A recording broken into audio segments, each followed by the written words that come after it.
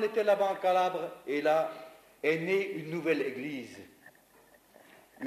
évangélique, au bord de la mer. On n'est pas de local, que l'on se réunissait sous les oliviers le dimanche ou bien au bord de la mer. C'était notre local. Puis alors, c'est très bien par beau temps d'être sous les oliviers, de parler de Jésus. Mais vous savez, quand on prend la Sainte Seine au bord de la mer, puis qu'on reçoit sur la tête une nuée de cailloux, c'est pas très agréable pendant la Sainte Seine d'être bombardé de cailloux. C'est pour ça qu'on a décidé de construire un local. Puis on s'est mis à construire un local. Moi, avec la trouelle, le marteau, c'est mon métier aussi. Et tous les frères et sœurs sont venus aider. Oh, c'était merveilleux. 2 vieux frères et sœurs, déjà âgés, qui s'étaient convertis, ils ont donné leur âne pour cette chapelle. Ils n'avaient qu'un âne. Puis un jour, j'étais là-bas à Calabre, il y a deux personnes de Suisse qui sont venues me voir. Puis il y a ces 2 vieux qui ont passé, là, qui avaient donné l'âne pour la chapelle. Ils sont partis en tirant une charrette très lourde. Puis ces 2 Suisses m'ont dit, regarde, moi ça, ils ne sont même pas organisés. Ils dirent une charrette. Ça ne se voit plus de nos jours. Il faudrait moins un âne. Puis je leur ai dit à ces 2 Suisses, ils avaient un âne. Ils l'ont donné, l'ont vendu pour payer la chapelle, ces 2-là. Oui. Et c'était la joie, on a commencé à bosser. On est arrivé à environ 80 cm de haut. Quand arriva tout à coup, un soir, un matin de bonne heure, une équipe noire, tout à fait noire. C'est le prêtre et quelques types de son église qui venaient. Puis ils m'ont dit comme ça, « Qu'est-ce que vous faites ici? Qui êtes-vous » Puis ils m'ont dit comme ça, « Je vais vous faire expulser, vous êtes étrangers. » Maudits protestants, qui m'ont dit. Je lui dis, monsieur le prêtre, votre langage ne me plaît pas beaucoup. En tout cas, chez nous, eh bien, c'est pas la même chose. Nous, on ne dit pas maudits catholiques, on les aime, les catholiques. Et puis, voyez-vous, premièrement, vous ne pouvez pas m'expulser, je suis italien, je ne suis pas étranger. Deuxièmement, on vous aime tellement qu'on fait une chapelle pour pouvoir mieux prier pour vous.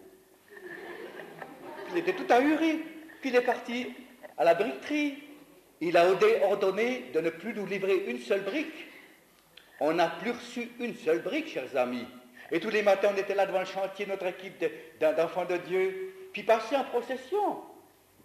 500-600 personnes, en criant « Maudits protestants, le prêtre en tête. Puis nous, on les aimait bien, ces pauvres gens. Ils n'en peuvent rien, ils ont été conduits comme ça. Finalement, évidemment, les camarades, les gens pleuraient, nos gens pleuraient, ils étaient déprimés, puis j'ai dit, il faut se réjouir, mais c'est beau, moi j'aime bien ça, moi. J'aime bien ces combats-là, c'est droit ce qu'il nous faut. Des épreuves, la joie, toujours dans le Seigneur. Mais en même temps, ça me faisait quand même poum, je me disais comment que ça va durer. Alors j'ai écrit à mon père à Paris depuis la Calabre, puis mon père est entrepreneur de construction. Et mon père m'a fait venir, il m'a envoyé de l'argent par télégraphe. Ça fait loin, ça fait 3000 km de la Calabre à Paris. Et là, mon père m'a donné une machine pour faire les parpaings. Puis je suis parti avec ma machine pour faire les parpaings ventre à terre contre la Calabre depuis Paris. Puis on a fait nos parpaings, bon, ta mère, avec grand enthousiasme, en chantant des cantiques, toute l'équipe. Une belle machine, vous savez. Alors ils arrivèrent, toute l'équipe noire, de nouveau. Une douzaine de bonhommes. Le prêtre entrait, puis il m'a dit, qu'est-ce que c'est que cette machine? Dit, monsieur le prêtre, une belle machine. Oh, qui a perdu? Ouvrez bien vos yeux. Puis il y a 2 grands parpaings qui sont sortis de la machine, ils regardaient toute l'équipe comme ça. Puis j'ai dit, monsieur le prêtre, c'est pas des belles briques, ça? Et vous savez, ce sont des briques protestantes. Ils sont meilleurs que les catholiques. Puis nos briques protestantes, eh bien, ils coûtent 50% meilleur marché que les catholiques. C'est grâce à vous, merci beaucoup. Puis il s'est tellement mis en colère, ce prêtre, il est parti à la fabrique de ciment en demandant qu'on ne nous livre plus de ciment. Vous voyez, le diable se démène.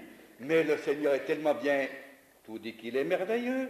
Il m'a conduit le jour auparavant à la fabrique de ciment et j'ai fait une commande de 2000 sacs de ciment. J'en ai payé la moitié, content, qu'on allait au mois d'avance.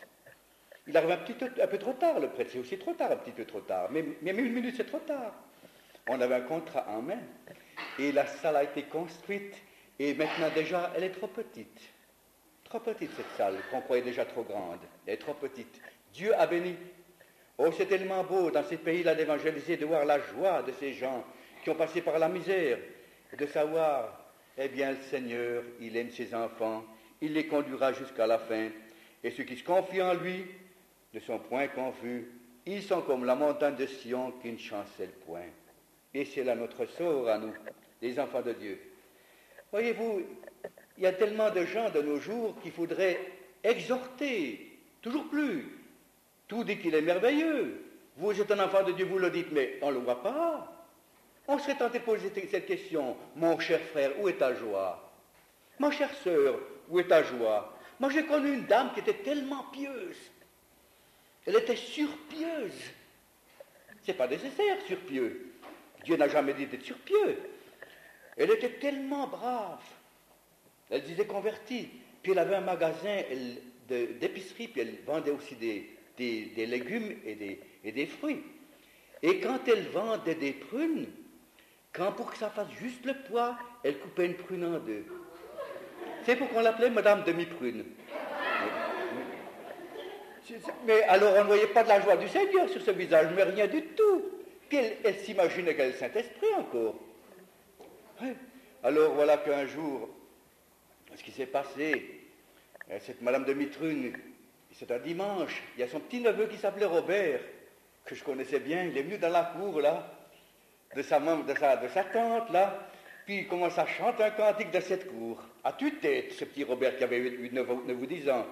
Et là, Madame Demi-Prune à la fenêtre a dit, Robert, chut, chut, c'est dimanche, faut être sage. Robert a pensé, on ne peut plus chanter dimanche maintenant. Il s'est mis à siffler.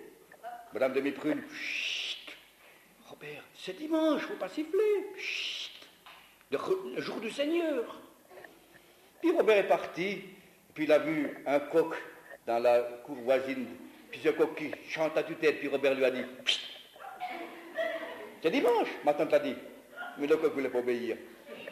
Puis il est parti vers un étang à côté, puis alors il y a des petits poissons qui font des dimanches de leur façon. Puis il a dit ces poissons, chut, c'est dimanche, vous êtes sage comme une image. Mais les poissons ne voulaient pas écouter. Puis il arrivait finalement dans l'écurie, puis là il y avait l'âne. Puis l'âne était sage comme une image. Et puis Robert a pris cet âne par le cou. Puis elle dit, mon cher âne, comme tu es brave, je t'aime bien, tu as la même religion que ma tante. C'est, voyez-vous, ces chrétiens où ils ne reflètent pas de joie, c'est tellement triste, c'est tellement déprimant. Qu'on soit des gens qui puissent dire, oui, tout dit qu'il est merveilleux, mais qu'on le voie dans notre vie.